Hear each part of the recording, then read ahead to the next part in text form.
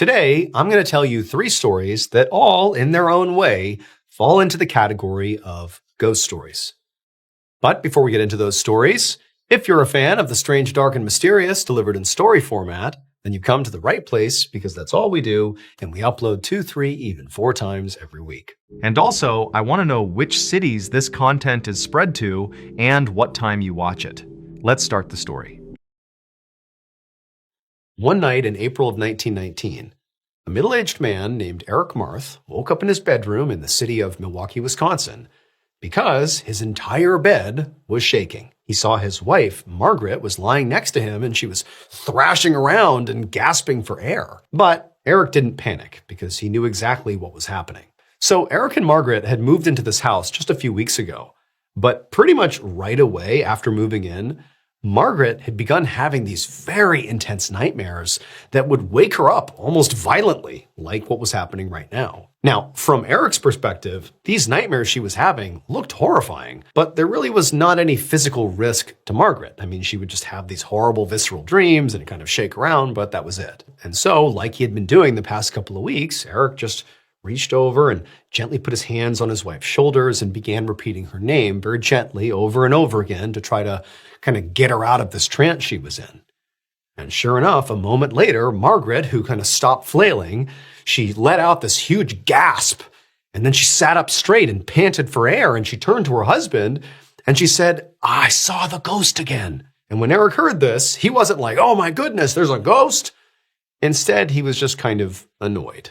And so he did his best to comfort her, but he's just thinking, what in the world is going on here? So a few years ago, Margaret had joined the spiritualism movement, which was a very popular religious movement at the time. And spiritualists thought they could contact the dead. Now, Eric absolutely did not believe in ghosts, and he was pretty sure that Margaret's staunch belief in spiritualism was now effectively causing these nightmares, that it was not the house, it was just her belief system. It was kind of manifesting in these nightmares. However, Margaret felt the opposite. She felt like it was the house itself that was haunted. And it was haunted by a vengeful spirit that attacked her every night in these dreams. Now, Eric, it's the middle of the night. He's tired. He's annoyed. He didn't feel like discussing whatever she believed about this ghost right now. So after she said, "I saw the ghost, I saw the spirit again," he just told her to, calm down, go back to sleep. But on this night, Margaret didn't lie down. She actually turned to Eric and she said, "No, I have to figure out what's going on. I have to figure out who this ghost is and why they're haunting me." A week later, a very resigned Eric sat at his kitchen table next to Margaret, and across from them sat a medium, which is a person who spiritualists believed could talk directly to the dead by conducting a ritual called a seance. The medium began to light some candles, and as they did, they told Eric and Margaret to close their eyes because she was ready to begin the seance, where she would ask the spirit haunting their house what it wanted. And they needed, silence and their eyes closed to do that. So Eric fully believed that this seance would be a waste of time and money. He didn't believe in this stuff at all. But he knew his wife did, and it meant a lot to her. And so he's thinking, maybe this can help my wife sleep through the night again. And so Margaret and Eric did as they were told.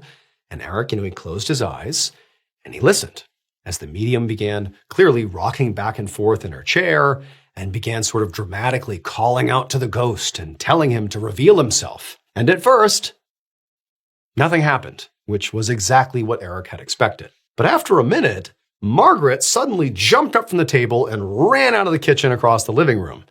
And Eric, not knowing any better, just got up and followed her.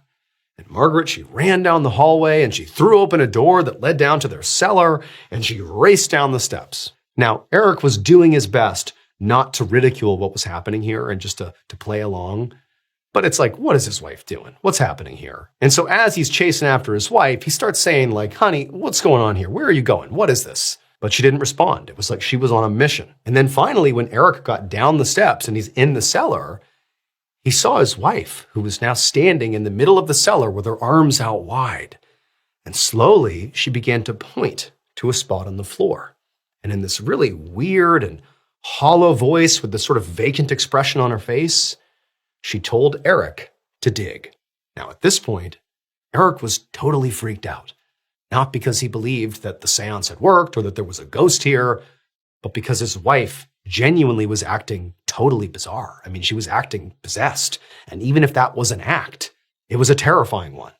And so he just said no. There was no way he was just going to start digging up the cellar floor. Like, what is going on here? But then the medium came rushing down the stairs as well. And they said that Margaret was in a trance, that the ghost in this house was channeling her, and that basically Eric had to do whatever the ghost said. Suddenly, Margaret's voice cut across the room again, and she said to Eric to dig up the floor. And this time she was more forceful and almost desperate, like, you must do this. And so Eric, he's looking at his wife, he's looking at the medium, like, what in the world is happening here? But he's like, you know what? I don't know what's happening. I'm just going to dig. I'm going to do what they tell me to. And so he grabbed a shovel and just began digging up the cellar. And after just a few minutes, Eric's shovel hit something in the ground, something hard. He thought it was just maybe like a big rock or something. But a few minutes later, after he and the medium and also Margaret, who's now come over at this point, they'd kind of cleared off whatever it was, they saw in the ground, what had previously been covered by the earth was this rotten wooden box. And so he and Margaret and the medium, they pulled it out of the hole and they opened up the lid. And all three of them immediately recoiled because inside of the box was a human skeleton. And so after a minute of just, again, stunned silence, Eric just looked up at Margaret, who did not seem shocked by what she was looking at. This was like confirmation in some ways. And he says to Margaret, is this the skeleton of the ghost that's been haunting you? And Margaret, with that same hollow voice, like it wasn't her voice, looked at Eric and just said, no. It would turn out, according to the story that has been passed down about whatever happened in this house, that the ghost was a doctor who used to live in the house that Eric and Margaret moved into. And 18 years earlier, this doctor had performed an illegal surgery on a young woman, and this woman had died during this procedure. But again, because this surgery had been illegal, the doctor knew if word of what happened here got out, he would be arrested. So what did he do? He dismembered the girl's body and shoved it into this wooden box, filled the box with quicklime, and then he buried it in his basement. And amazingly, the doctor never got caught for what he did. And so he basically spent the rest of his life feeling very ashamed and guilty. And then finally, when he did die, it was like his spirit couldn't actually rest until he confessed. And so this haunting was basically to get Margaret to go down into the basement and see what he had done.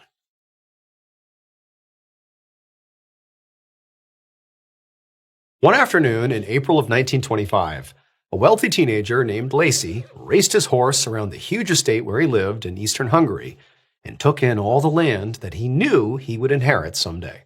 He stopped when he reached the gardens on the far side of the estate, but before he could ride his horse into the gardens as he wanted to, a field worker ran up to Lacey and asked him to stop and turn around. The field worker, who was about Lacey's age, explained that Lacey was not allowed to ride his horse through the garden anymore because the last time he had rode through some flower beds and Lacey's father was really mad about it. And at this, Lacey felt totally exasperated because he was tired of his father always bossing him around. And it embarrassed him to be reminded of this by someone as low class as a field worker. So Lacey's family was part of the noble class. His dad was a baron and his mother was a baroness, and they lived together in an old castle on this beautiful estate. And for the most part, Lacey loved his noble life, but his father could be harsh and really controlling. And sometimes Lacey dreamed of the day that he would inherit his dad's title, because then he, Lacey, would be in charge of the estate and he could finally run things the way he wanted. And so Lacey decided he wanted to show his father and this field worker and the other field workers that they couldn't order him around all the time. And so he rode his horse right into the gardens and intentionally rode all over their prized flower beds. Lacey's plan was to head back home and go into the castle and talk to his father about that field worker's rudeness. But when Lacey got back to the castle, he didn't have a chance to even speak to his father because that whole day his dad was very busy with estate matters. And then that night, his father died of a heart attack. A week after his father's death, Lacey walked through the crowded banquet hall in his family's castle looking for his mother because he wanted to make sure that she was okay. He and his mom had just gotten home from his dad's funeral, and now they were hosting a reception for everyone who had attended. But Lacey couldn't find his mother anywhere inside of this banquet hall. And with a sinking feeling, he realized there was only one place she could be. So after Lacey's father had died, his mother had gone a little bit crazy. She refused to believe that her husband had died of a heart attack and instead kept insisting that he had been murdered. More specifically, she thought he had been scared to death because when she had seen his body for the first time, his facial expression looked horrified, like he was actually scared as he died. Now, the doctor had explained to her that, it was entirely possible that his heart attack came on suddenly and he was scared about what was happening to him and so, was scared when he died. But the Baroness wouldn't listen. She said this was intentional. Somebody did this to him. And so ever since, she had basically spent all of her time in Lacey's father's bedroom searching for clues about her husband's supposed killer. So now, Lacey left the banquet hall and climbed the stairs up the castle up to his father's bedroom. And just as he suspected, when he knocked on the door, his mom answered, looking totally frantic. Lacey told her to come downstairs and say hello to their guests, but she said no, that she was too busy looking for evidence. Then, before Lacey could say anything, his mom just shut the door in his face. The next 6 months went by basically the same way.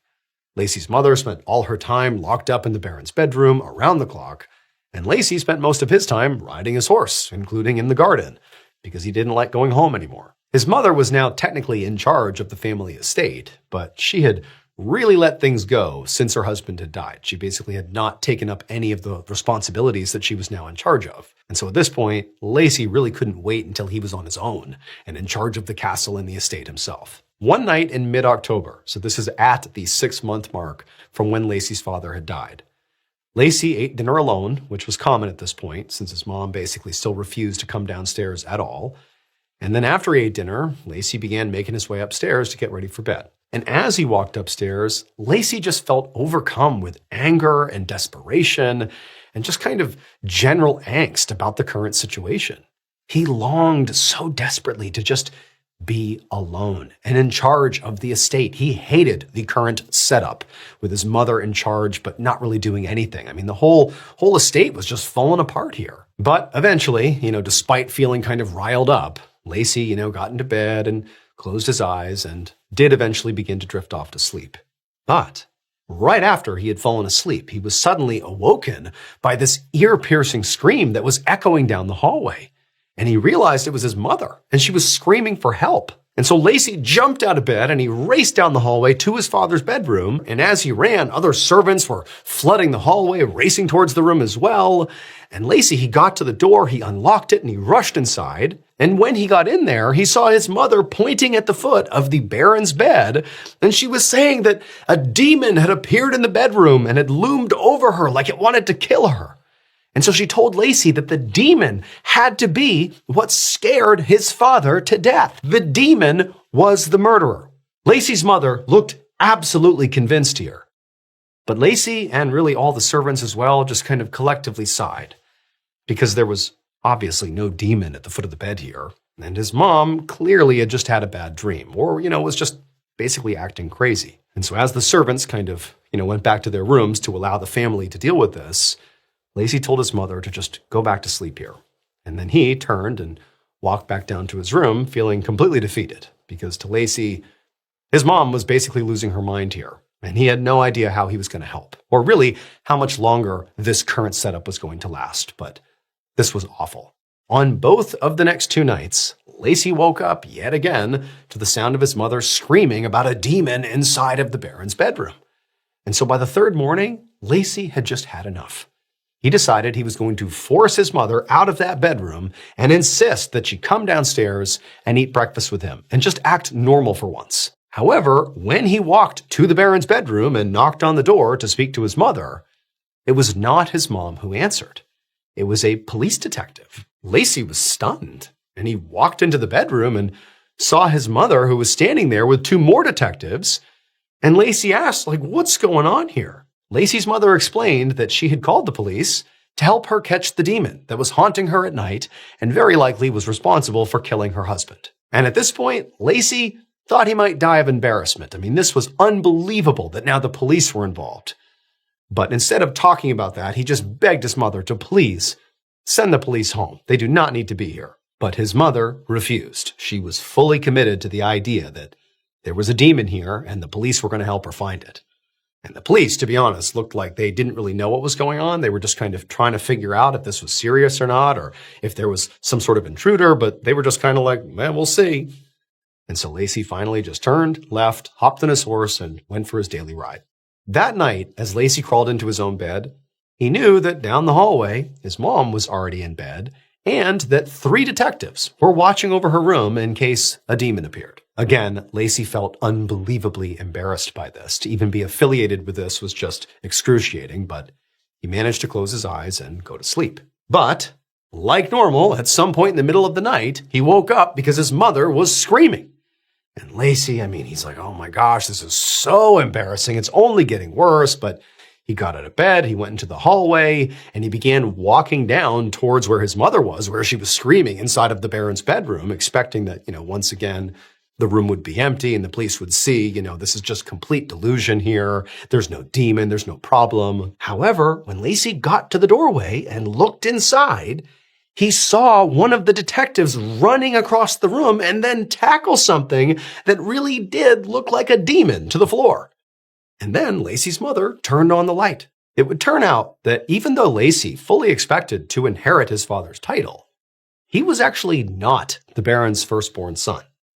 Before the Baron had met the Baroness, Lacey's mother, he'd had a relationship with a local peasant woman, and they had had a son together. And the Baron had given that peasant woman a plot of land on the edge of the estate to raise their son in secret. And then the Baron had basically abandoned them both. He had given them the opportunity to, work on the estate and sort of make a living for themselves, but functionally, he didn't interact with them at all. He didn't recognize them at all. They were on their own. Now, the peasant woman, the mother of this child, had sort of accepted that this was their reality, but the secret son had sort of buried that feeling forever until Lacey rode his horse through the gardens, despite being told not to, and destroyed those flower beds.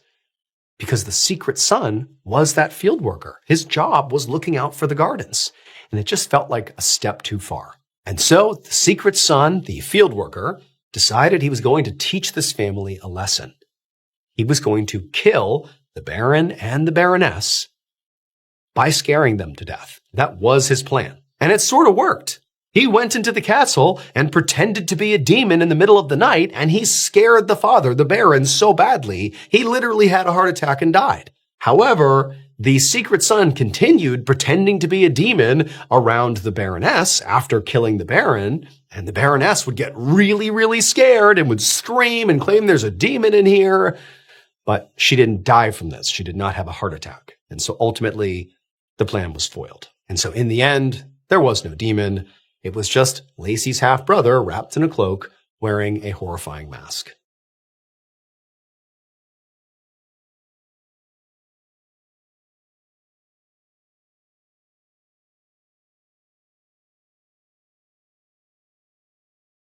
One morning in early August of 1927, a 24-year-old woman named Inez Perry walked in the back door of the farmhouse where her parents lived in rural Vermont. And as soon as she walked in, she went into the kitchen where her father was at the kitchen table with a man she had never seen before, and the two were shaking hands, and she heard her father say, "We have a deal." And then right after that, Inez's father looked over and saw her, and he explained that this man's name was Clarence Sinclair, and that he and Clarence had just agreed to swap houses. And for a second, Inez was confused, but then it all clicked into place. So Inez's parents had raised her and her other 3 siblings in this farmhouse, but Inez and her siblings had all moved away, and her parents were getting older. Her dad's health in particular was starting to fail, and keeping up the farmhouse was getting to be too much for him. And so her father had been trying to sell the property for a while, but nobody seemed to want it. However, now it seemed like he had finally found a solution. Her dad explained to her that Clarence and his family would move into this farmhouse and take over the farm. And in exchange, he and Inez's mom would move into Clarence's house just a few towns over. Now, to Inez, this arrangement did seem a little strange, but it also did solve her parents' problem. And so even though she was going to be sad to say goodbye to her childhood home, she decided that this had to be the right move for her parents. And so she said, "That's great." A few weeks later, Inez was inside of her parents' new house, helping to get them settled in and organize their living room, when she heard the clattering sound of a horse-drawn wagon coming down the street and coming to a stop right outside. So she walked to the door and she opened it up. But the second she saw who it was that was getting out of the carriage, she slammed the door and locked it. Because the person getting out of that carriage was Clarence Sinclair, the man who Inez's dad had swapped homes with. And the home swap had not gone how Inez and her family had hoped. Inez's parents were thrilled with their new house, so everything on their side was good.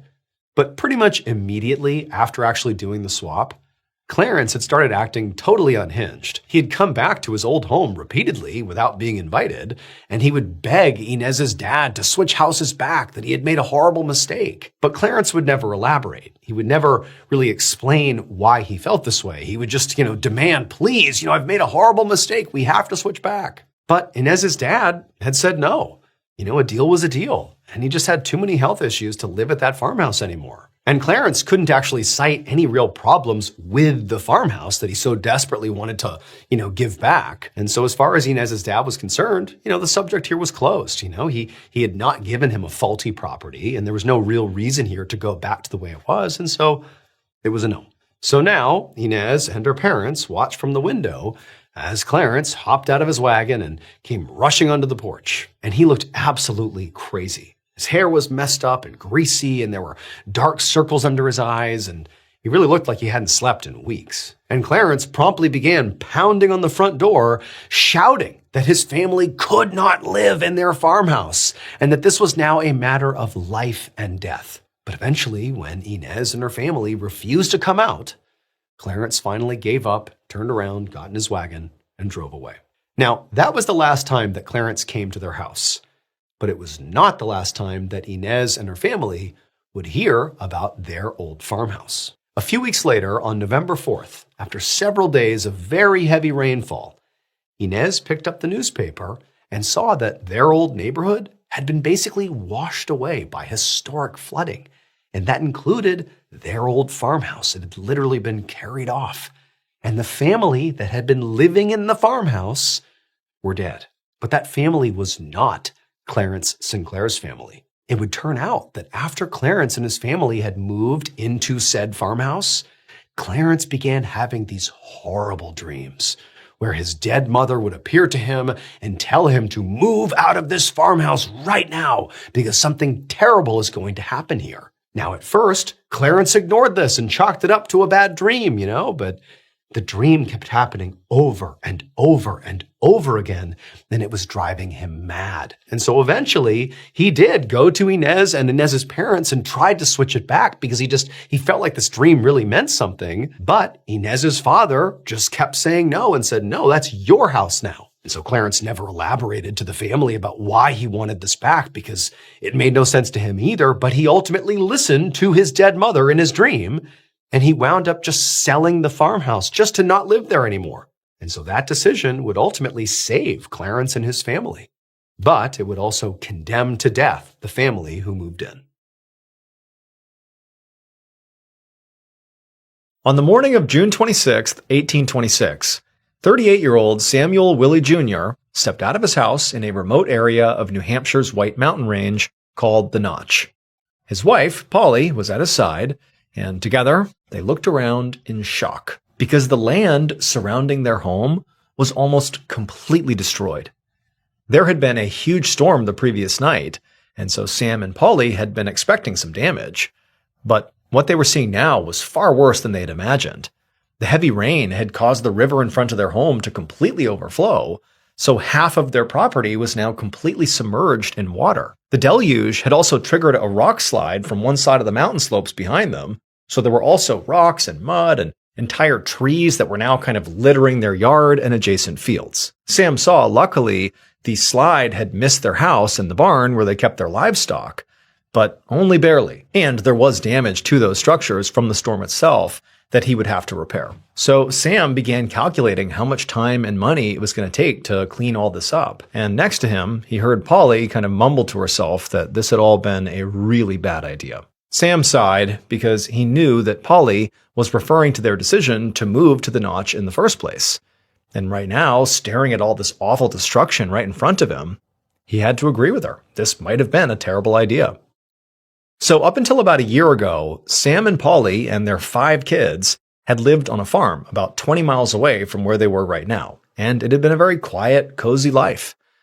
But Sam had always had this feeling that he wanted to do something more exciting than just be a regular old farmer. And with this house in the Notch, he'd seen an opportunity for adventure and also an opportunity to make some money. So in this part of the White Mountain Range, there was a 12-mile long road that cut through the range from one side to the other. And the Notch house was right in the middle of that road. But since this was the year 1826, this road was more like a glorified trail. It was mountainous and rocky, and neither horses nor wagons could make it all the way through. So as a result, travelers were typically on foot. And there was literally nowhere to stop on this whole 12-mile road except for the Willie's Notch house. So Sam had realized how valuable this Notch house could be if he converted it into an inn. But he also had bigger aspirations for the place, like beyond it just being a pit stop. He wanted to turn it into a destination. After all, the White Mountains were incredibly beautiful, and where the Willies lived in the Notch was no exception.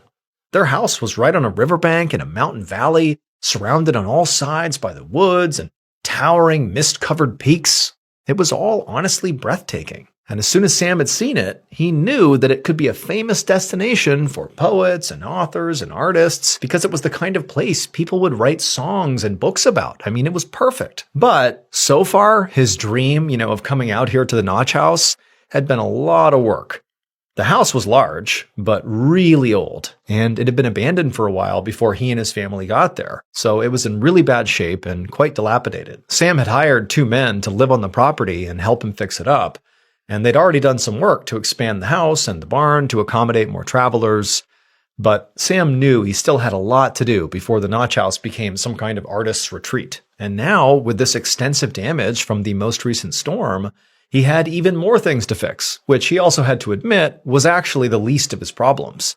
Because as he and his wife Polly looked around at the aftermath of the storm, he knew really he was lucky that their house was even still standing and that he and his family were even still alive. I mean, that storm was catastrophic. And as Sam thought about how close they'd come to death, his heart began to race. I mean, he wondered if Polly was right and they should really at this point just pack the family up and go back to simple farming because it was safer. But leaving meant sort of admitting failure. His big dream would be over. There would be no artist's retreat, no tourist mecca. He would not be some creative benefactor. He'd just be a farmer. So he took a deep breath and then he asked his wife to please give this place one more chance. He promised he would do everything he possibly could to not just repair the property, but also make it safe and secure so it could withstand whatever the mountain threw at them. And Polly hesitated, but ultimately she believed in her husband and she nodded in agreement. For the next 2 months, Sam and his 2 hired workers worked practically around the clock repairing the damage from the storm. They fixed up windows and shingles and cleared away all the debris, which took forever. And then once all the repairs were done, Sam continued working, but now he focused on improving the property. As the weeks passed by, he worked very hard to build his family a very secure home so they'd be much safer against future storms. He reinforced walls and built a whole new roof and mapped out disaster scenarios so that he and his family would always be prepared. One disaster scenario that he was especially concerned about was the large boulder that was right behind their house. He was worried that if there was another big rock slide, that boulder might just topple onto them and crush them. And he and his workers soon realized that they couldn't actually move the boulder. It was just way too big. But in the end, they found a very creative way to make sure it would not be dangerous. And while Sam did all this work, he started to feel a lot better about everything. Each security measure he put in place was proof that he didn't have to sacrifice his ambitions for his family's safety. He could have both. A few weeks later, on the night of August 28th, Sam Willie stood by a downstairs window watching another wild storm rage outside. Heavy rain pummeled the glass and Sam could hear powerful wind battering the sides of the house. It was pitch black out, but every now and then there was a burst of lightning that would light the whole valley up for a few seconds before it went dark again. Each time this happened, a crash of thunder would follow that was so loud it shook the house down to its foundation. Behind Sam, Polly, along with their 5 kids and the 2 men that were working on the property, were all sitting at the kitchen table. And Polly and the kids in particular were very scared, and the whole group were reading Bible verses, in these kind of frantic hushed tones, like they were trying to, will the storm to be over and to cling on to their faith, to pray that they'd be okay. Sam could hear the fear in his wife's voice, and he really couldn't blame her, because this was quite possibly the strongest storm that either of them had ever seen out here. It was even bigger than that one that completely destroyed their property over the summer. The rain seemed impossibly powerful, coming down so hard and so fast that the river had already overflowed. And each time there was a burst of lightning, Sam could see the water levels were getting higher and higher almost by the second. And so Sam was admittedly quite scared himself. He tried to keep that in, but his heart was racing and he was really anxious. But he told himself that this was the moment he'd prepared for all summer long. I mean, this was it. He had done so much work to make sure this was a safe place during storms.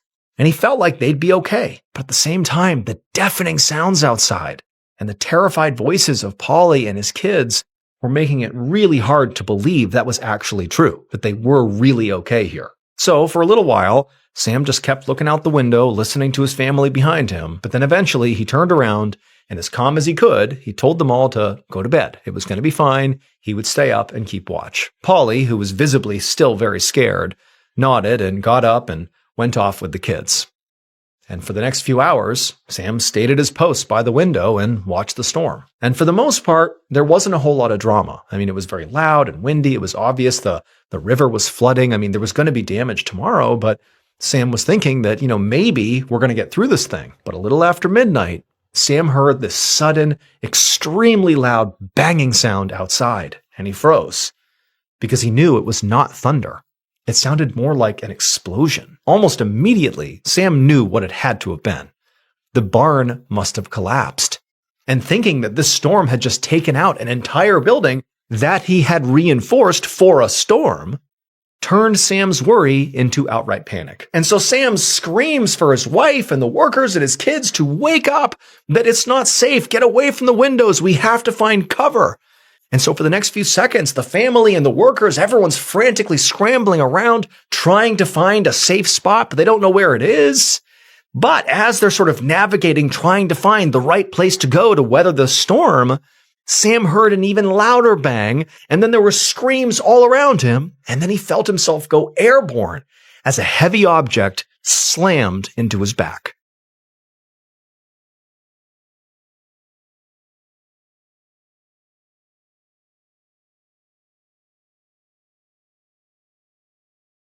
The following evening, an exhausted traveler named John Barker walked down that road in the direction of the Notch house where the Willies lived. So John was a merchant, and he was passing through the White Mountains on his way home after a business trip. And he had made this trip many times before. He knew the road, but the road currently was flooded and there was rock slides and damage everywhere, so it was quite slow going and pretty miserable. But he knew at the halfway point was this house, the Notch house, where Sam Willie and his family lived, and they were looking to convert their house into an inn for travelers. And even though it wasn't fully established yet, John knew he could very likely get into that house, have a hot meal, rest a little bit before he made the rest of his journey. But when he finally rounded the corner into the valley where the house was, he just froze because the area was a complete disaster. The river had clearly completely flooded, and now half the land in front of him was just underwater. There had also been clearly a huge rock slide. The barn was only half standing, and the field in front of the Willies was completely buried in rocks and mountain debris. But the truly astonishing thing was that in the middle of all this destruction and ruin, the Willies' house was still standing. And as John maneuvered his way closer to it, he realized it was more than just intact. The house was pristine. There wasn't a single thing broken or out of place, not even a window. Relieved and a little amazed, John hurried right up to the entrance and knocked. But no one answered. So eventually he just opened the door and poked his head in and called out to Sam. But he didn't hear anything. No sound of a reply and nobody moving around inside. So John tentatively stepped all the way into the house and just kept calling out to the family as he walked from room to room. But he quickly realized the house was completely empty. It was also a mess. There were clothes scattered all over the floor and beds, and sheets had been yanked around and were messy, and The Bible was wide open on the kitchen table. John stood in the middle of the home trying to work out what could have happened here. The mess suggested that, clearly the family had been here somewhat recently, but had left in a hurry. So John guessed they must have gone down the mountain to wait out the storm somewhere else, either at a neighbor's or the tavern, miles away at the end of the road. And since the Willies were not here to allow him to stay, John needed to figure out what he was going to do. He didn't really like the idea of still sleeping in the home without them here. But he really had nowhere else to go. And it was almost nighttime, and he could barely manage the ruined road during the daylight, let alone during the dark. So even though he felt kind of bad about it, he picked a bed and tried to get some rest. But just as he began to drift off, he heard a deep, guttural moaning sound coming from somewhere outside the house. John immediately woke up and rushed over to a window. But he couldn't see anything. Night came really fast in the White Mountains, and it was almost completely dark outside. He waited to see if he would hear anything else, but he didn't. So he decided he must have imagined the sound and turned to go back to bed. But as he did, the moaning started again, and this time it was louder. John gasped as a terrible thought occurred to him.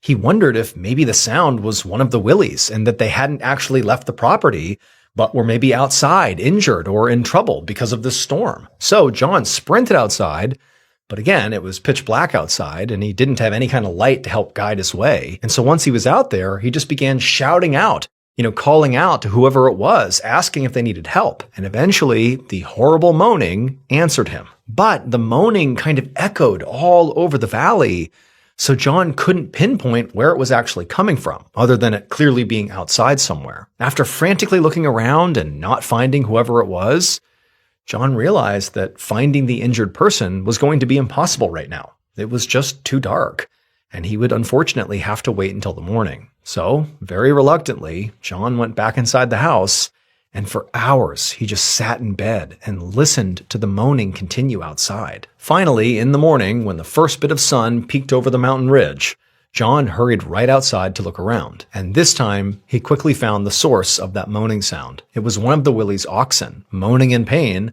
from being trapped under some debris near the ruins of their barn. John immediately rushed forward and began hauling the wooden planks and rocks off the ox. And after he had freed the animal, it amazingly staggered to its feet and hobbled away into the woods. It was basically okay. But after it was gone, John felt this sort of sick uneasiness, even though the sound had been from an ox and he had saved it. He just felt like there was something wrong here. And so he decided that he had to go and see the Willies with his own eyes, just to make sure they really were okay. So even though it was really early and John was still very tired, he immediately gathered up his things and set off down the road. Hours later, around noon that same day, John Barker finally staggered out of the mostly destroyed pass and made his way towards the tavern at the bottom of the road. When John stepped inside, he was exhausted. He was drenched, from this awful journey he had just taken again on this road. But more than that, he was really worried about the Willies, because as he made that trip down the road, he saw neighbors' homes along the way and kind of expected to see the Willies in one of them. But no, the Willies were not in any of the neighbors' homes. And in fact, basically none of the neighbors were in their houses either. They were all basically in this tavern. It was like everybody who lived on this road had come to this tavern because of the storm. But when John looked around the tavern, he could tell the Willies were not in there either. And this made John's stomach drop. Because if they weren't at their house, and they weren't in any of the neighbors' homes, and now they were not in this tavern with the rest of their neighbors, that had to mean something was wrong. And so John actually called out to the entire room and asked if anyone had seen the Willies since the storm. And the tavern got really quiet as its occupants all began looking around at each other, seeing if anybody had, but eventually everyone just shook their head and said, no, we don't know where they are. And that's when John said to the crowd that, well, the Willies are missing. A few hours later, a 12-man search party left that tavern and headed right back up the road towards the Notch. They were led by one of the Willies' neighbors, a man named Edward Melcher, who lived at the base of the mountain on a farm with his family. The recent storm had done quite a bit of damage to Edward's property, and so he and his family, like most other people that lived in this area, had gone to the tavern to seek shelter. Edward and his family, much like the Willies, were good people who were just trying to carve out a living in this part of the world. And there were not a lot of people doing that. This was a very small community, and so they always helped each other out whenever they could. And so this was no exception. But as desperately as Edward and the rest of the search party wanted to get to the Willie's property and find these people, it took so long to navigate the road that by the time they actually got to the property, it was after midnight and really too dark to look for anything. So they just went right into the Willie's house to wait until morning. Once he was inside, Edward could see, the home really was just as John described. It was sort of a mess, but there was absolutely no damage to it from the storm. Edward had heard that Sam was really freaked out about a storm that they had had earlier that summer, and because of that storm and because of the damage it had done, he had gone way out of his way to really develop his property to prepare it for the next storm. And it seemed like all his preparations and reinforcements on his land had paid off because here his house was standing tall. But that was also kind of confusing. It's like if you prepared this house for a storm and clearly it was able to withstand the storm, why did the Willies leave? As Edward continued to walk around the house, he saw that the Willie's Bible was still lying on the kitchen table wide open, and when he leaned over and read the passage that was on the page, he couldn't help but, kind of shiver when he saw what it said. It said, "The Lord also thundered in the heavens, and the highest gave his voice, hailstones and coals of fire." Hours later, when the sun finally began to come up, Edward and the others went outside and began searching the property for signs of the Willies. And over the next few hours, the original party of 12 grew as more and more people showed up to assist in the search. By this point, word had spread pretty far about the family's disappearance, and so residents from all over the White Mountains had come here to help. And eventually, hundreds of people were combing the mountainside to find the Willies, or at least to find a clue about where they might have gone. At around noon, when still there had been nothing found, Edward decided he would go search closer to the river, since by this point, the water levels had gone down some. And when he got to the water's edge, he began to hear this strange buzzing sound, and so he followed it, and eventually he saw something poking out from behind some debris. And when he saw what it was, Edward began to scream for help. So the thing that Sam Willie was most afraid of happening in a large storm was a rock slide, especially with that huge boulder positioned right behind his house. But when Sam realized it was going to be impossible to move said boulder, or otherwise shield his family from falling mountain rocks, he came up with a pretty creative solution. He built a whole second shelter that he and his family could run to if there was a bad storm. And when that second storm hit, the one that had caused all this damage and had led to the Willie's disappearance, well, during that storm, Sam's screaming for his family to, take cover, get away from the windows. He's heard this crashing sound outside that he is convinced is the sound of his barn collapsing and, his house is next. He's yelling for them to take cover. Well, the family listened to him and together they did seek cover. They left the main house and went into that second shelter that they believed was better protected from a potential rock slide. But unfortunately, this would be a catastrophic mistake because that humongous boulder right behind the house was not actually a safety risk. In many ways, it was like a protective barrier. When there was an actual rock slide during this horrible storm, well, the rubble actually piled up on the backside of that boulder and did not strike the house at all. And so in essence, this boulder basically made the Willies' original home the single safest place to be on the whole property. But unfortunately, Sam and his family did not stay there long enough to realize that. They ran out of the main house as a big group, and as soon as they were outside, they were overtaken by the rock slide and killed. Eventually, the residents of the White Mountains would find the family. The buzzing that Edward heard was actually a group of flies gathered around a single human hand reached out from underneath the rubble. Ultimately, because of this tragedy, the area became a famous tourist destination, just like the Willies had hoped it would.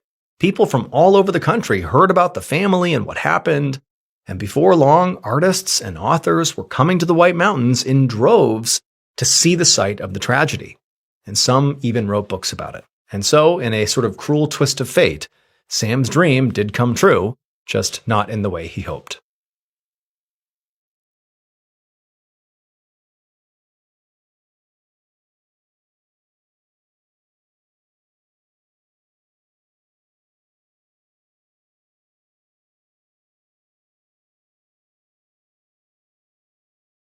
On one of the last nights in December of 1678, Marie Bosse sat at a large table at a friend's dinner party in the city of Paris, France. The table was crowded with other party guests, and they were all listening to Marie as she told story after story about her life and her career. So Marie was a fortune teller, which meant, at least according to her, that she could read people's futures, usually by reading their palms or using crystals. And Marie was actually quite good at doing this, in the sense that whenever she told someone what their future was going to be, she typically was right, which was why, out of the 400-something fortune tellers in Paris at the time, she had some of the best and most important clients in the whole city. People like royalty and wives of very high-up government members and other very wealthy people of high society. And it was a big deal for Marie to even be in the same room as some of these kinds of people, because she did not come from money. Actually, there was a time where she almost had to live out on the streets, because years ago, when her husband died, she was left alone with her 3 kids and really no way to provide for them. But she'd worked very hard and actually ended up thriving. Her kids had grown up and she turned her fortune-telling talents into a real business. She'd been so successful that she really was maybe about 3 clients away from being able to retire. And Marie was not one to just sit back and let those clients magically find her. She was a self-made woman and knew it was very important to go out and find those clients herself. And so that's why she was at this party now. It was being hosted by a friend of hers who was also in the fortune-telling scene, and so many of the guests at this table were new potential clients that Marie really hoped to impress. So that's what Marie was trying to do now, to try to be very impressive. She was telling the other guests all these incredible tales about working with the rich and the famous. But the problem was, in addition to these fabulous stories she was telling, what was also coming through very clearly to the audience was that Marie was very drunk. So Marie was loud and talkative in general, and that extroverted attitude really helped her get clients typically. But when she got drunk, she was even more talkative than normal. And sometimes it also made her a bit inappropriate. Right now, though, she felt like she was on a roll, because her stories were drawing gasps and laughs, and the guests were pushing her to tell them more and more. But there was at least one person in the crowd that seemed bothered by what Marie was saying: the hostess of the party. The hostess kept silently glaring at Marie from the other end of the table. It was like she was silently trying to tell her to shut up. But Marie figured she knew why she was acting that way. I mean, the hostess was also a fortune teller, and so she must just be jealous. Marie's getting all this attention and potential new clients, and this wasn't even her party. Like, she just got to be jealous. So Marie ignored the glares and just kept on talking until dinner was over. And then after that, the party ended, and Marie staggered off to bed. When Marie woke up the next day, her head was absolutely pounding, and her stomach was in knots. I mean, she was severely hungover from drinking the night before.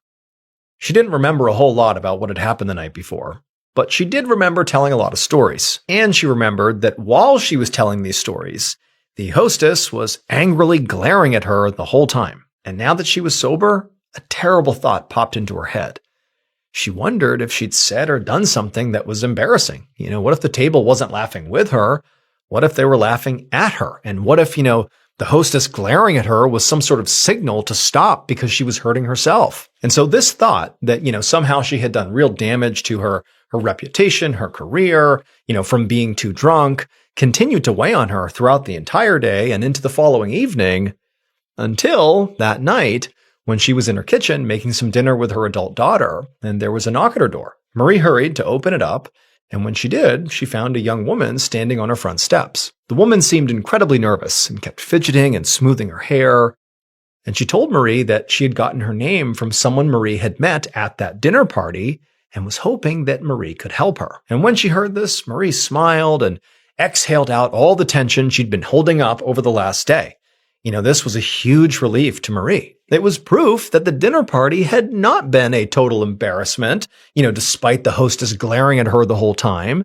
That clearly, here she is getting a new client. She must have impressed at least this woman, and maybe there were more, like it had been a success. So very excitedly, she invited the young woman inside and led her to the area of her home where Marie conducted her business and read people's fortunes. This room had lots of strange objects placed all around it, like jars and crystals, and bottles of potions and decks of cards to make the area feel mystical and authentic. The two of them eventually sat down at Marie's small table in the middle of this room, and once they were sitting, the woman told Marie that she did want her fortune told because she had a terribly abusive husband, and she wanted to know how much longer she would have to put up with his cruelty. This didn't surprise Marie. She'd seen a lot of nervous, frail women like this one who were completely trapped in their marriages.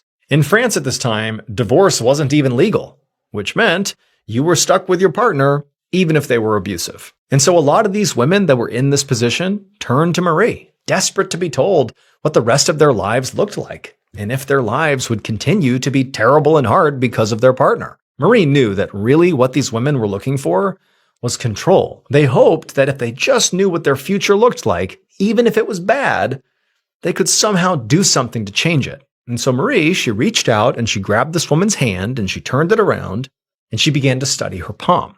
Marie was trying to get a sense of what the future held for this woman by reading her palm. And pretty soon, Marie got this feeling in her gut. She felt sure that this woman actually was going to be okay. And Marie told the woman that her husband's abuse would end soon. Then she gave her some tips on what to do in the meantime. The woman was visibly relieved and thanked Marie profusely, and then when she was gone, Marie smiled. Not just because she had helped this woman, but also because, after this job, Marie would only need 2 more clients before she had enough money to retire. A few days later, on January 4th, Marie woke up to somebody banging on her door. She figured it must be a very desperate client, so she rolled out of bed and started walking to go answer it, but before she could get there, the door flew open and the Parisian police poured inside. Marie staggered back and just stared at them in complete shock. She had no idea what they were doing there, but they immediately just grabbed her and said she was under arrest. Marie screamed in protest and said there had to be some mistake here. She hadn't done anything wrong. And when they didn't listen to her, she got furious and demanded to be released. She told them that she was Marie Boss, and she had friends in high places like Parliament and noble circles. They could vouch for her and say that she was an honest person who just worked hard and was good for her clients and good for the city. But as she was ranting and raving, one of the officers stepped in front of her, and without reacting to what she was saying, they just showed her an object that Marie instantly recognized as having come from her fortune-telling room. And at this, her heart sank and she stopped struggling, because Marie knew that she was now in very, very big trouble. And if she was in trouble, then so were many, many other people in Paris. After Marie was arrested, she was brought to a prison in Paris called the Bastille, where she was interrogated by torture. And since Marie was already a talker, she quickly told the police everything they wanted to know. And after Marie did that, all hell broke loose. Hordes of police officers fanned out through the whole city, charging into homes and businesses all around Paris, arresting civilians, business owners, and housewives. Then they flooded the hall of the city's government and demanded high-ranking officials in parliament surrender their wives to authorities, throwing the Parisian government into absolute chaos. And even after all of that, the authorities still weren't finished. They left the city and began forcing the French nobility out of their castles to go face charges in the city. Months turned into years, and the arrests continued to pile up, and each one was more shocking than the last, until the investigation led authorities to the actual royal palace in Paris and to the king's favorite mistress. By the time the police finished their investigation, hundreds of people all across France, ranging from commoners to literal royalty, were either facing charges or sitting in jail cells. And screams filled the halls of these prisons as the arrested were tortured for whatever information they might have. Scores of people fled the country. And then eventually, all around Paris, these enormous pyres were built in the public squares. And one by one, dozens and dozens of people were led out to these pyres, strapped to the poles in the middle of them, and then burned to death in front of thousands of Parisian spectators. And it was all because of Marie. So Marie Boss was not just a fortune teller. She made her real money by making and selling poison.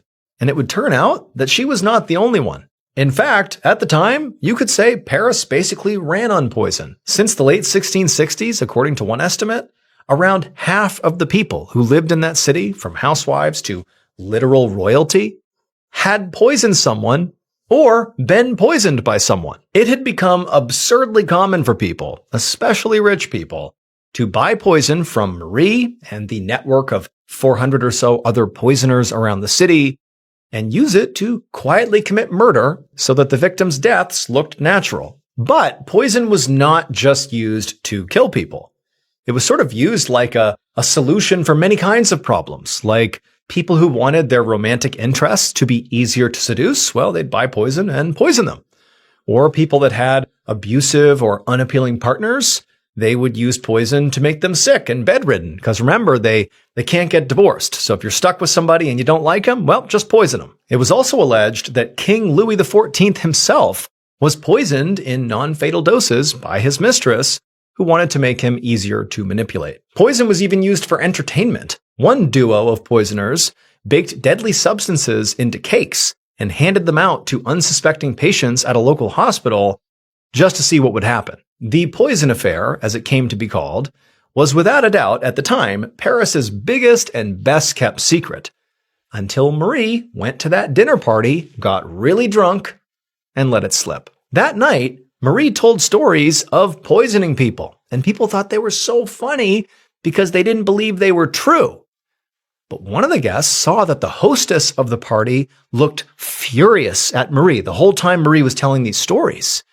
And so he wondered if maybe what Marie was talking about might actually be real, and the hostess is kind of trying to signal her to stop talking about it, but Marie was not taking the hint. So the following day, that dinner guest went to the police, and the police sent a woman to Marie's house to act as an undercover spy to see if maybe she could get proof that the poisonings were real. And lo and behold, when this woman told Marie that her husband was abusive and she just wanted to know how long this was going to go on for, Marie, read her palm and read her future, but then also gave her some tips about what to do in the meantime, which included handing her a vial of poison and saying, just go ahead and kill your husband, poison him. The object that officer had shown Marie when she was arrested was that poison. The investigation into the poison affair lasted for 3 years.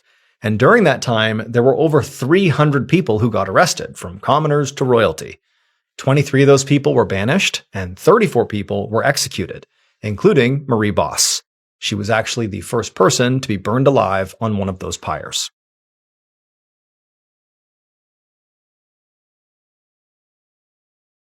Around 1 a.m. on May 16, 2006, a 35-year-old woman named Allison Rivera bolted upright suddenly in her bed in her home in Baltimore, Maryland. Her home security alarm was blaring.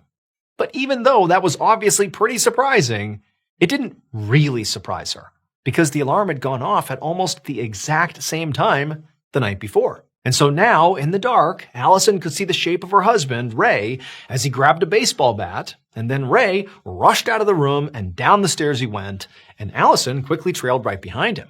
And when the two of them got downstairs near the alarm still going off, they flipped on the lights and they looked around, but Allison didn't see anybody inside of their house, and all the doors were shut. But when she looked at one specific window, she saw it was just slightly open.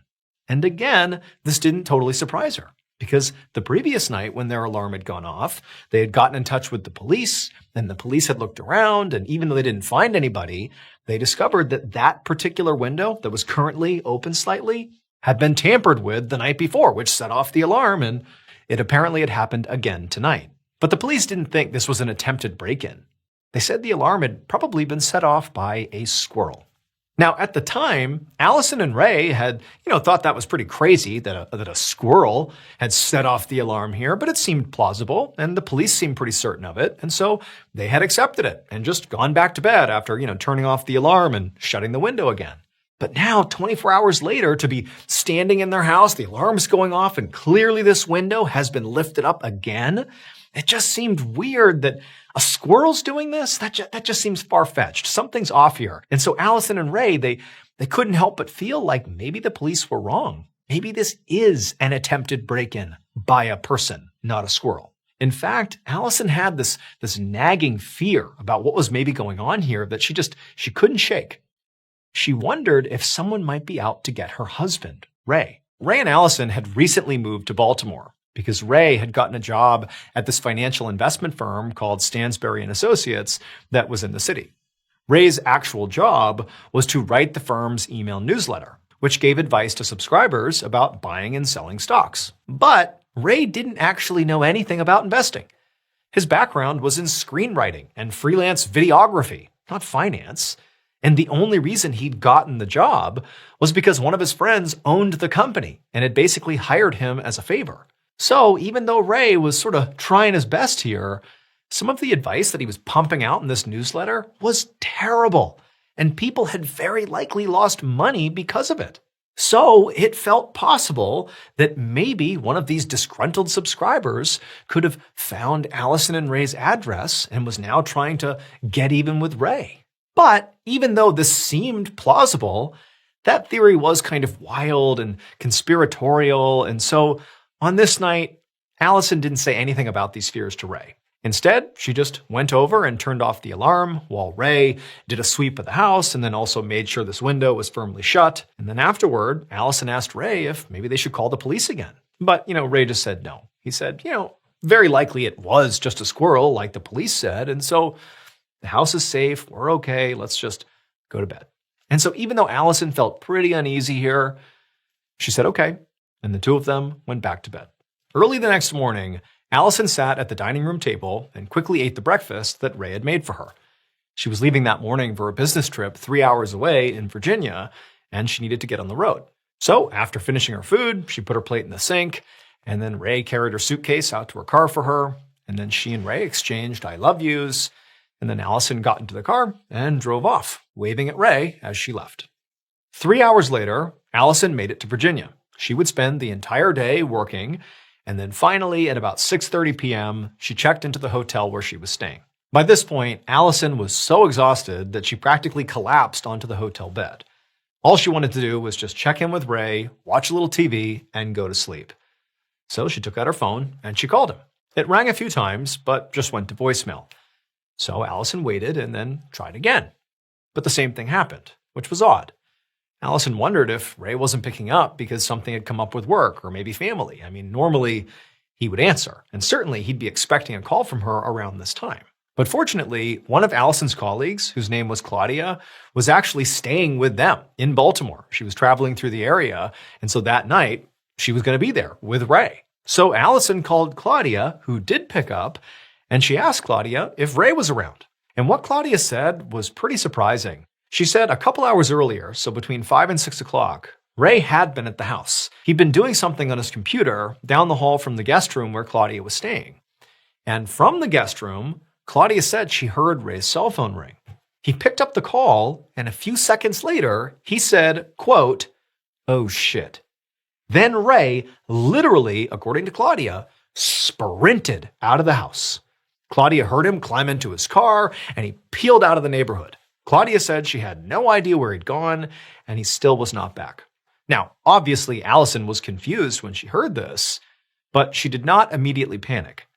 She figured that whatever had sent Ray running out of the house was probably just an emergency with work or friends or family, which, could be bad, but she assumed Ray would call her back and explain everything as soon as he got a chance. And so Allison thanked Claudia, doing her best not to give off any vibes that she was worried, and then she hung up and began getting ready for bed. And the whole time, Allison is watching her phone, waiting for what she is sure will be a call from Ray. The next morning at 5:30 a.m., Allison woke up to the sound of her phone finally ringing. She felt this immediate jolt of hope that it was Ray calling to explain what was going on. But when she looked at the face of her phone, she saw it was actually Claudia calling. But she figured, okay, maybe Claudia is with Ray and she has an update that everything's fine and that this is all going to be explained. And so Allison picked up and she goes, "Hey, Claudia, is my husband back? Is everything okay?" And Claudia said, "Your husband has not come home yet. I have no idea what's going on with him, but I have to leave. I have to go to the airport." At this point, Allison couldn't even hide her worry in her voice. She basically was completely panic-stricken. What was going on with Ray? It was completely unlike him to stay out all night, miss her calls, and still not be home. She had no idea what was going on here. So she told Claudia, who at this point is basically saying, "Do you want me to stay and wait for your husband?" She was sort of insinuating this. Allison told Claudia, "Go ahead, go to the airport, do your thing. I'm going to cancel my work trip. I'm coming home. I got to figure out what's going on with Ray." As soon as Allison was off the phone, she packed up her stuff, she checked out at the hotel, and began the 3-hour drive back to Baltimore. As she drove, she did her best to stay calm, but, she's calling Ray's cell phone basically the whole time, over and over and over again, and he wasn't answering. And then eventually, when she would call, it wouldn't even ring. It would just go straight to voicemail, suggesting that his phone was turned off or maybe, had died. And at that point, Allison really couldn't control her panic. I mean, she knew something's wrong here.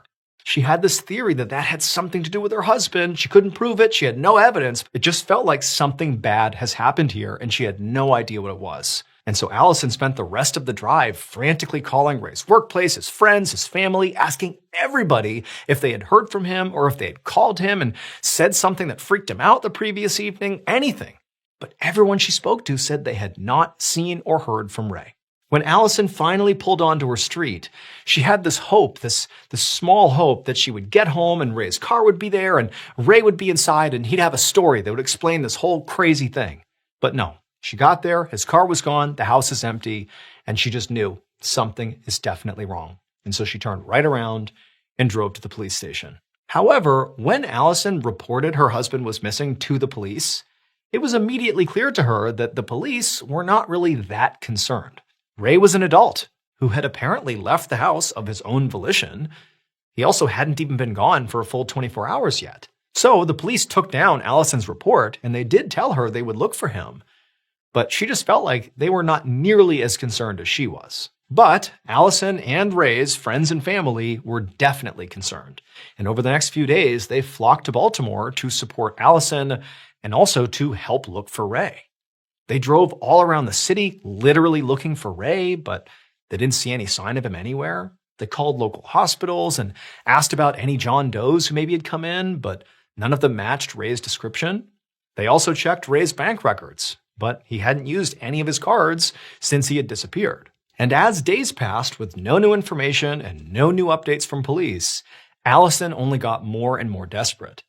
And so finally, one afternoon, a couple of days after Ray first went missing, she just started looking through her own house, looking for any clues about where Ray had gone. And eventually, when she was in that room where Ray had been on his computer, when Claudia had heard him, swear into the phone and bolt out of the house, in that room at Ray's desk, she did find something strange. It was this piece of paper that was folded up really small, and it was wrapped in plastic, and it was taped to the back of his computer monitor. And so Allison peeled off the tape, she opened up the bag, and she unwrapped the paper. And what she found is it was a typed letter addressed to, quote, brothers and sisters. And then the actual contents of this letter made absolutely no sense. It referenced some kind of secret society called the Council. It talked about secrets and some kind of game, and it also contained 3 lists. One with technologies like Wi-Fi and Bluetooth. There was one with a bunch of movie titles that seemed to be completely random. And also there was one with names of real people, but they included celebrities and also some of Ray's family members. Now, to any random person, this note would have probably looked pretty unhinged, maybe even like a possible manifestation of serious mental illness. But to Allison, it actually didn't read that way. She knew Ray was very interested in conspiracies and secret societies from a creative standpoint. And so after a brief moment of confusion when she first read this thing, she decided, maybe this document was him collecting ideas for a new screenplay. It wouldn't have surprised her at all if he was trying to write a script about the Council, whatever that was. But what did surprise Allison was the way this letter was printed, folded up, and then taped to the computer. It just seems so weird. So Allison actually took the note to the police station and handed it over to the officer in charge of Ray's case. The officer took it as evidence and said they'd be in touch with her about it. But they weren't in touch. And more days went by and Ray didn't show up and there were no updates from police. And so Allison really didn't know what to do. But then on May 22nd, so 6 days after Ray disappeared, Allison was at home when she got her call from her parents. They said they'd been driving around the city looking for Ray, and they had found something. A few minutes later, Allison skidded into a parking lot in downtown Baltimore and parked her car right next to her parents' car. The area was swarming with police officers and news vans, And through this chaotic crowd, Allison could see what they were all looking at. It was Ray's car. And so Allison jumped out of her vehicle and she ran to the nearest police officer and she asked them what was going on. And they told her, after Allison's parents had called her about Ray's car, that was the thing they had found, they'd called the police and officers had come to investigate. And they discovered that Ray's car had a parking ticket on the windshield that showed it had been parked in this lot for 6 days. So since the evening of May 16th, which meant Ray's car had been right here since the night he'd gone missing, which was May 16th. The officer told her that none of Ray's belongings, like his phone or his money clip, were inside the vehicle, and there was no sign of a break-in, so they weren't stolen from the vehicle. So on the surface, it appeared that on the night Ray went missing, he'd driven here, parked in this lot, gotten out, but after that, nobody knows what happened. This discovery sent Allison's fear and panic to a whole new level. And it also seemed to make the police and the public take Ray's disappearance much more seriously. All of a sudden, people all over the city were looking for Ray. And 2 days later, on May 24th, so this is 8 days into Ray's disappearance, a volunteer search party decided to go onto the roof of a downtown parking garage to get a better view of the city to help with their search for Ray. And when they got up there, they saw something that, if it had to do with Ray, it was very dark. And so they called the police. Adjacent to this parking garage was a historic building called the Belvedere. It used to be a hotel, but now it was just a condo complex. The Belvedere, at its highest point, was 13 stories high. But it also had a smaller section that was still a part of the Belvedere that was just 2 stories high, and they kind of butted up against the 13-story section. From the top of the parking garage where the search party was, they could see the Belvedere, of course, but they could also look down and see the roof of the smaller section of the Belvedere. They could see the very top of that building. And on the roof, they saw 4 things: a pair of flip-flops, a pair of glasses, a cell phone, and a very obvious hole in the roof. Within the hour, a detective named Michael Bayer and a team of Baltimore PD officers followed a concierge down the hallway of the Belvedere Hotel building. When Detective Bayer and his team had arrived, they'd asked the building staff about a hole in the roof of that 2-story section of the Belvedere, but none of them knew what the police were talking about. The employees said that 2-story section of the hotel where the hole apparently was closed off and had been for a long time, so nobody, at least none of them, had gone over there, not anytime recently, and so they really couldn't speak to there being a hole or not. It was possible, but nobody knew. And on top of that, nobody, not staff or guests, had reported seeing or hearing anything strange in the last week and a half, so there was no indication that damage had been done really anywhere in the hotel. But now, the concierge led Detective Bayer and his team down several winding hallways and through a series of locked doors until eventually they reached the room that corresponded to where the hole in the roof was. And as soon as the concierge unlocked that door that would lead into that room, Detective Bayer and his team were hit by a horrible smell. They went inside to this big, large, empty room that looked like it once had been a conference room, and daylight was streaming down through the hole in the roof. And the light was shining directly on Ray Rivero's body. Ray was lying on the floor, face up, surrounded by dried blood, and his body was mangled. One of his legs had been broken so badly that the bones were sticking up at odd angles, and he was very badly decomposed, and so obviously was responsible for the smell. At first glance, Detective Bayer is looking at Ray's body, he's looking at the roof, and he's thinking, okay, clearly Ray, fell through the roof down here. That's how he's got here. He came through the roof. But when police examined the hole and also those items that the search party had literally seen from their vantage point on the roof, the glasses, the flip-flops, and the cell phone, and then also when they did an autopsy on Ray's body, they realized that it actually was physically impossible for Ray to have come through the hole into this room. Because there were only 3 possible places that Ray could have fallen or jumped from to land on the Belvedere's roof where the hole was. And none of them made sense when compared to the evidence that police had. The first possibility was that Ray had fallen or jumped from the very top of the Belvedere, which is 13 stories tall. A fall from that height would definitely have killed him and caused the devastating injuries found in the autopsy, like broken legs, a broken skull, broken ribs. But the edge of the 13th story roof was 45 feet away horizontally from the hole in the second story roof. And so from a physics perspective, it was basically impossible that Ray could have somehow gone fast enough and then leapt off the roof as fast and as far as he could, that he could have carried himself 45 feet forward before plummeting down and hitting the roof. That's just too far of a distance for a person to jump. The second possibility was that Ray maybe had gone off of a thin decorative ledge that wrapped around the outside of the Belvedere on the 11th floor. If Ray fell from there, he could have landed in the spot where the hole was. However, that ledge was impossible to access without first going through a privately owned condo or office. Ray would have had to be physically let in, but again, nobody in any part of the building had reported seeing or interacting with him. And the third possibility was that Ray had gone off the top of that same parking garage that the search party had been at.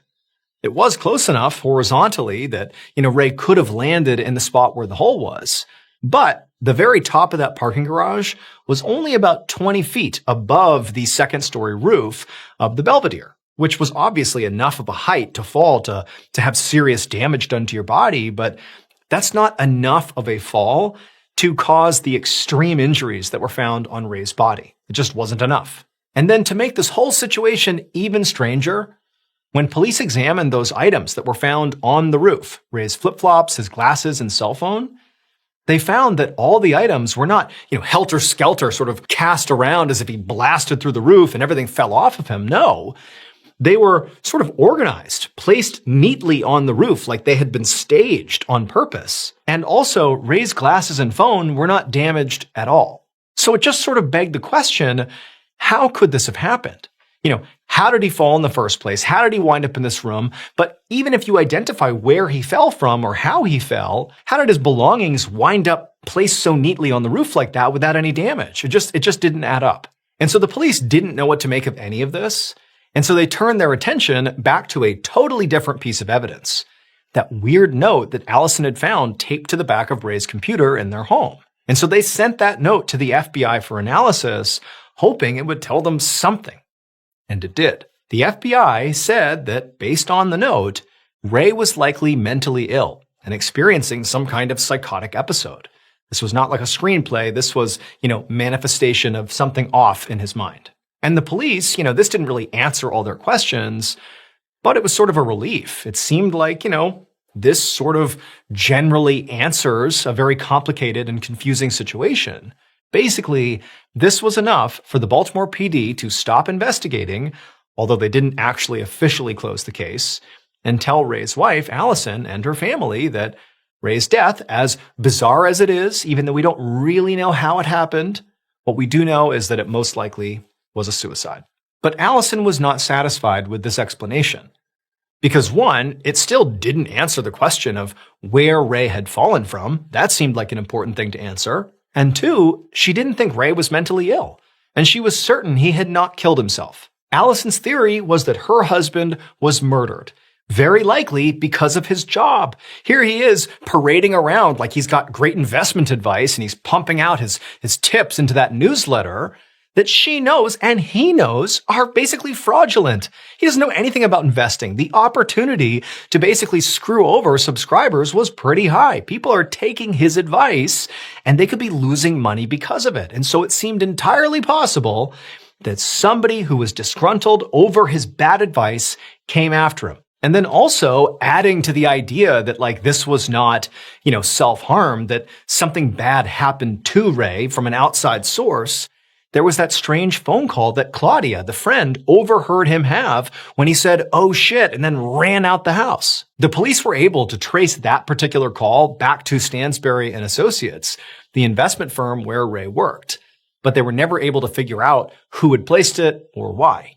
Because as soon as detectives began asking questions of this firm, Stansberry and Associates hired attorneys and told its employees not to speak about what happened to anyone, not even the police. And so to this day, Ray's case remains officially unsolved. But somewhere out there is the person who placed that final phone call to Ray. This person must know why Ray ran out of his house in a panic that night, and they might even know how he died or who killed him. But as of now, that person has not come forward.